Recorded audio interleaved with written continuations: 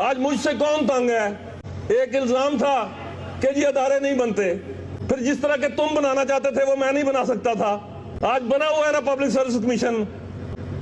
को माई का लाल है जो पैदा हुआ आजाद कश्मीर में, चेयरमैन पब्लिक सर्विस कमीशन को फोन करके कहे कि मेरे निकम्मे बेटे बेटी भांजे पीछे भतीजे साले को भर्ती कर दो। अब किसी गरीब का बच्चा बच्ची भी, किसी टैक्सी ड्राइवर का बेटा बेटी भी, किसी का बाप भी उसको एससी एसपी एएसपी भर्ती होने से नहीं रोक सकता। ये वादा किया था ना मैंने। आज अकाउंटेबिलिटी का अदारा कायम हो गया ना।